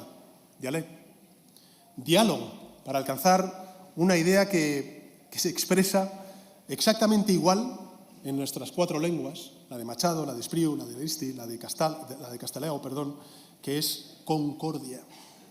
Por eso vamos a seguir impulsando reformas, mejorar nuestro Estado autonómico. Por eso vamos a seguir atrayendo empresas extranjeras e instituciones europeas a Cataluña y al conjunto de nuestro país, en lugar de ahuyentarlas como se hizo en mala hora. Y por eso, señorías, en nombre de España y en nombre del interés de España, en defensa de la concordia entre españoles, vamos a conceder una amnistía a las personas encauzadas por el proceso catalán. Vamos a conceder esa amnistía. Y fíjense, señorías, esta es una medida que pide una parte relevante de la sociedad catalana. Una parte muy relevante de la sociedad catalana, que aprueban el 80% de sus representantes políticos, así como una mayoría amplia de fuerzas presentes en esta Cámara. Y también es una medida que puede o no ser compartida por muchos ciudadanos. Yo soy muy consciente de ello. Y quiero decirles a todos ellos y a todas ellas que respeto enormemente sus opiniones y también sus emociones. Pero las circunstancias son las que son y toca hacer de la necesidad virtud. Sí, de la necesidad virtud. Por dos motivos de interés general. Cálmense, señorías. Primero, para consolidar los avances logrados en estos últimos 4 años y seguir avanzando por la senda de la convivencia y del progreso.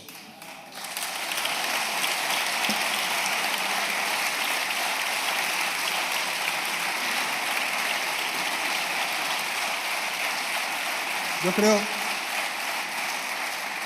que a estas alturas de nuestra historia democrática y de todo lo vivido y escuchado durante estos últimos 40 y tantos años de democracia, los ciudadanos no podemos ser ingenuos. El problema del Partido Popular con Vox no es la amnistía a los líderes del proceso. El problema del Partido Popular con Vox es que no aceptan el resultado electoral del pasado 23 de julio.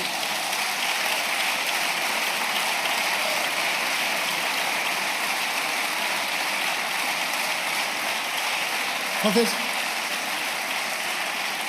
yo le pido a los ciudadanos de buena fe que están asistiendo a este debate que por muchos aspavientos que hagan y que vamos a escuchar además En fin, yo ya estoy curado de espanto, porque vengo de una legislatura, la anterior, donde me han insultado y me han dicho de todo. Pero bueno, por muchos aspavientos que hagan, por mucho, señorías, por mucho que se arropen en la bandera que es de todos, también la nuestra, señorías,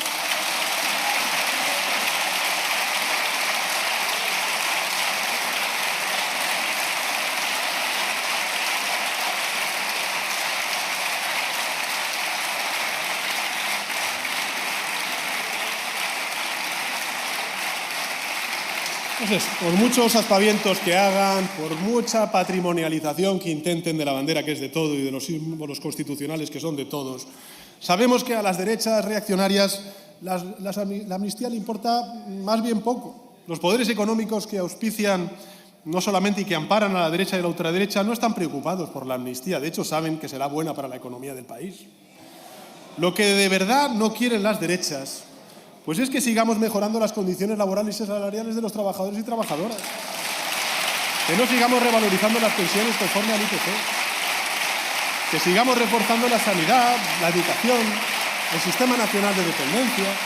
Que sigamos impulsando la transición ecológica. Que sigamos defendiendo los derechos de los migrantes, del colectivo LGTBI, de las mujeres. Por eso no quieren que gobernemos. Miren, señorías, la última vez que el Partido Popular estuvo en el poder, no hace mucho tiempo, hasta 2018, la última vez que el Partido Popular estuvo en el poder, en España era legal despedir a un trabajador mientras estaba enfermo.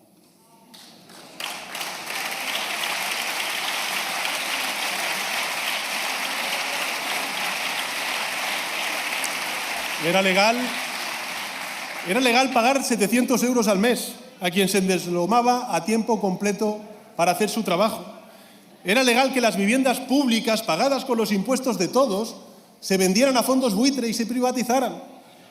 Era legal, cobrar a los pacientes más vulnerables un copago farmacéutico que el Gobierno suprimió cuando llegó al poder. Nosotros,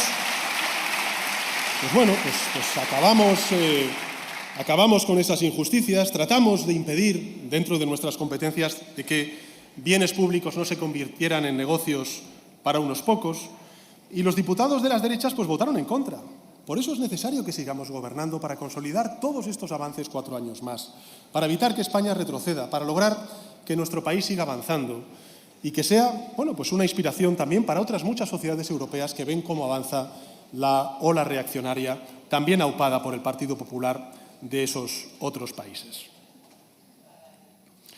Con ser importante este argumento, hay uno que creo que es también muy relevante para explicar el por qué vamos a impulsar esta amnistía. Y es que esta medida de gracia nos puede ayudar a superar la fractura que se abrió el 1 de octubre de 2017. A seguir acercando posturas y a persuadir incluso, yo puedo ser ingenuo en esto, pero voy a intentarlo, a de que aquellos catalanes que se sienten independentistas y también de otros territorios que se sienten independentistas, pues que nuestro país es un buen país también para ellos, que Cataluña está lista para el reencuentro total y que nosotros tenemos que tener el valor de dar un paso adelante. Señorías, la amnistía que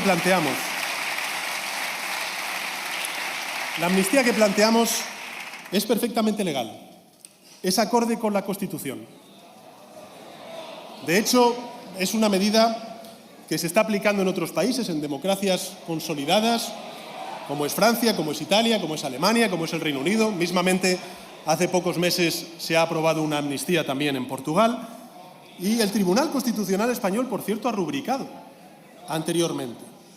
Por ello, quiero pedirle, sé que es muy difícil, quiero pedirle al Partido Popular una mínima responsabilidad. Le pido, señorías, que no continúe por la senda marcada por Vox en su deriva trumpista, alimentando conspiraciones y comportamientos antidemocráticos que llevaron, por ejemplo, a una gran democracia como Estados Unidos al borde del colapso. Si el Partido Popular se considera aún, y subrayo aún, un partido de Estado, no puede actuar al dictado de una organización ultraderechista como estamos viendo en estas últimas semanas. Ustedes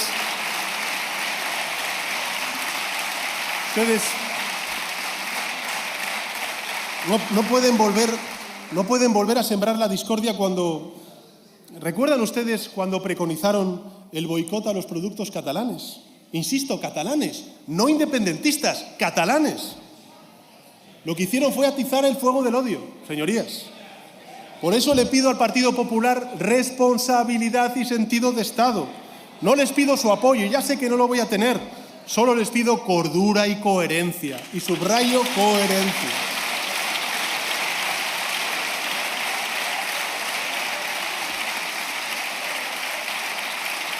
Coherencia. Porque conviene recordarlo a la ciudadanía que asiste atónita a todas estas proclamas y soflamas que estamos viendo. Sí. Conviene recordar que nada de lo que estamos viviendo es inédito en nuestra democracia. Todo fue hecho antes por gobiernos del Partido Popular. A ver, señorías, a lo mejor ustedes hoy se sonrojan, pero lamento decirles que gobiernos del Partido Popular concedieron 1.400 indultos en un solo día. En un solo día.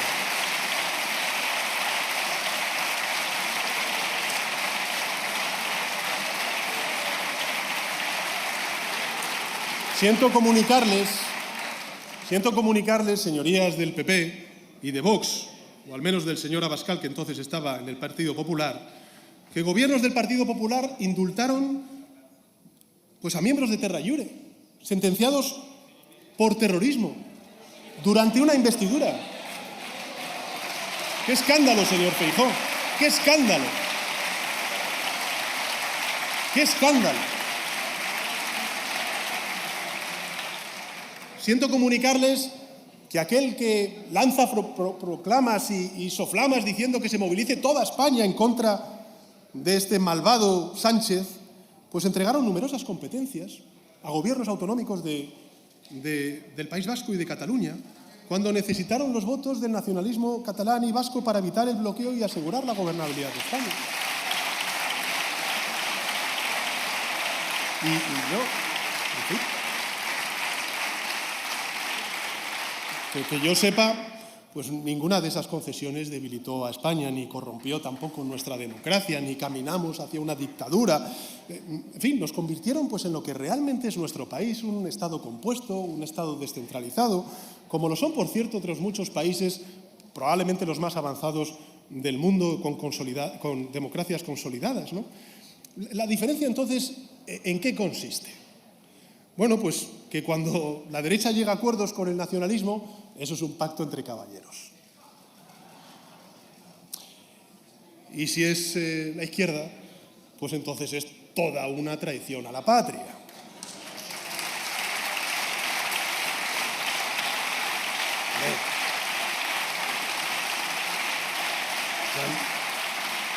Sean ustedes, en fin, un poco coherentes y no insulten además a la memoria de los españoles, ¿no? Yo les pido que no vuelvan a cometer, de verdad, los mismos errores que cometieron, que han cometido siempre, por cierto. Les pido que no intenten aprovechar esta situación para incendiar las calles, para cuestionar lo que vienen haciendo desde siempre, señorías del PP y del partido del señor Abascal, que es cuestionar la legitimidad de todo gobierno que no esté dirigido por el Partido Popular.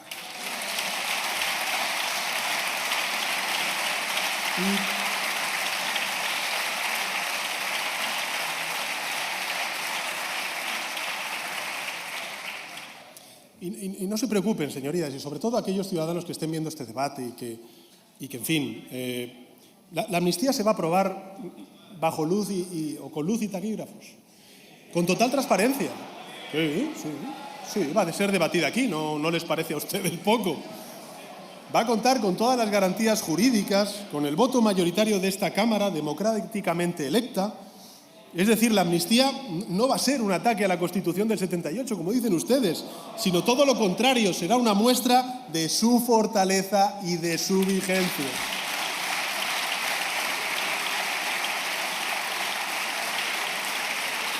En fin.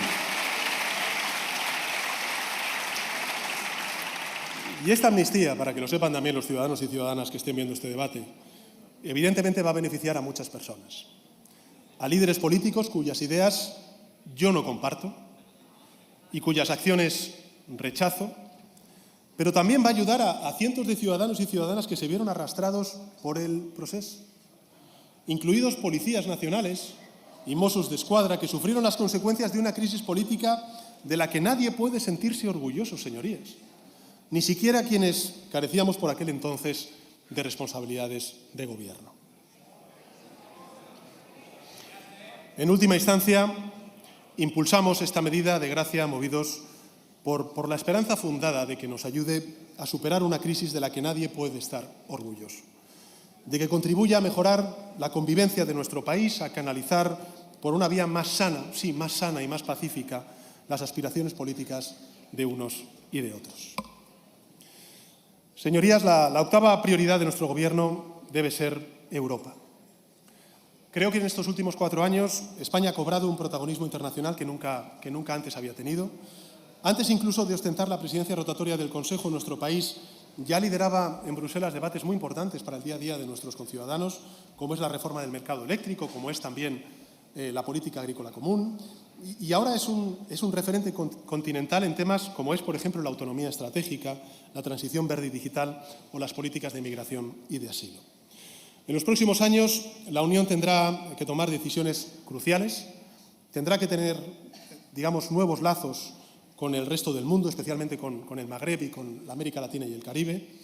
También tendrá que consolidar su liderazgo tecnológico y científico a escala global, o al menos lograrlo. Tendrá que abordar desafíos como la migración y también las consecuencias del cambio climático.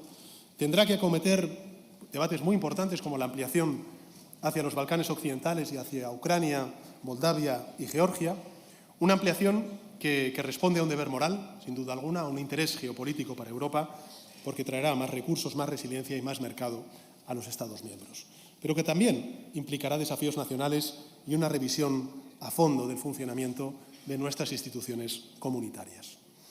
España, les puedo garantizar, señorías, que no va a ser mero testigo de esos procesos.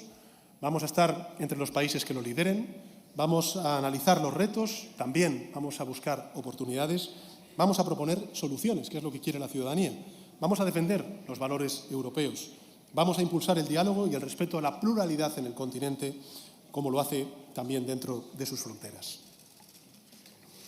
Todo ello, insisto, con un objetivo, y es mejorar la vida de los españoles y las españolas. Ese es el propósito que ha guiado y guiará la acción del Gobierno de coalición progresista, dar a nuestros ciudadanos una vida más plena, una vida de certezas, de seguridades, con más y mejor empleo, con más y mejores servicios públicos, con más viviendas asequibles, más sostenibilidad medioambiental, más igualdad, más cohesión territorial, más convivencia y más Europa. Estas son, señorías, las 8 prioridades de nuestro Gobierno, con las que nos presentamos ante ustedes para que nos otorguen la confianza mayoritaria de la Cámara. Y quiero concluir, señorías, diciendo lo siguiente. Yo creo en España. Creo en nuestros ciudadanos. Creo en el enorme y gran potencial de nuestro país. Fíjense, a los 18 millones de españoles y españolas que votaron en las primeras elecciones democráticas allá por 1977, les habría resultado, y estarán ustedes de acuerdo conmigo, imposible imaginar las cotas de desarrollo y de bienestar que tenemos hoy. Les habría resultado imposible creer que un país atrasado y aislado se iba a convertir en apenas 4 décadas, un suspiro en términos históricos, en la 4ª mayor economía europea, en la 16ª potencia económica, o mejor dicho, comercial del mundo, y en una de las democracias más plenas del mundo. ¿Qué habrían pensado, por ejemplo, nuestras abuelas si les hubiéramos dicho que aquella sociedad machista en la que se criaron se iba a convertir en el 4º país más igualitario de Europa?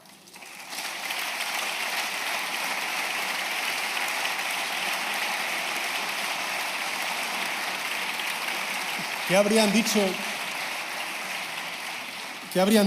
Lo recuerdo porque fue hace poco cuando celebramos el Día de la Memoria Democrática, ¿no? ¿Qué habrían dicho aquellos españoles y españolas homosexuales que tenían que esconderse para besar a su pareja, si hubiesen sabido que España acabaría siendo el tercer país del mundo en aprobar el matrimonio entre personas del mismo sexo y el primero en reconocer su derecho a adoptar.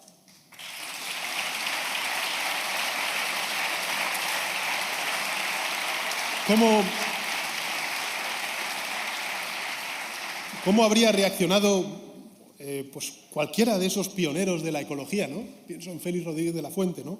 Si hubiesen sabido que España se convertiría, como lo es hoy, en la séptima gran economía más sostenible del mundo y en el segundo país de la Unión Europea con más kilómetros de áreas naturales protegidas.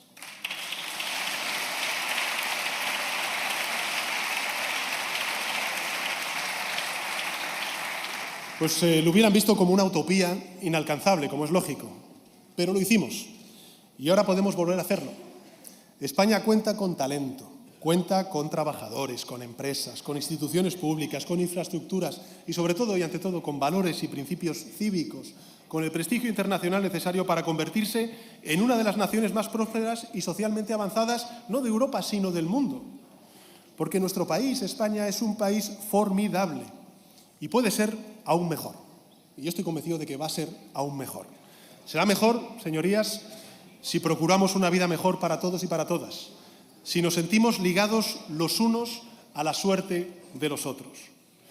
A ese propósito, quiero consagrarme en cuerpo y alma los próximos 4 años y por eso, señorías, les pido que con su voto favorable me otorguen su confianza. Nada más y muchas gracias.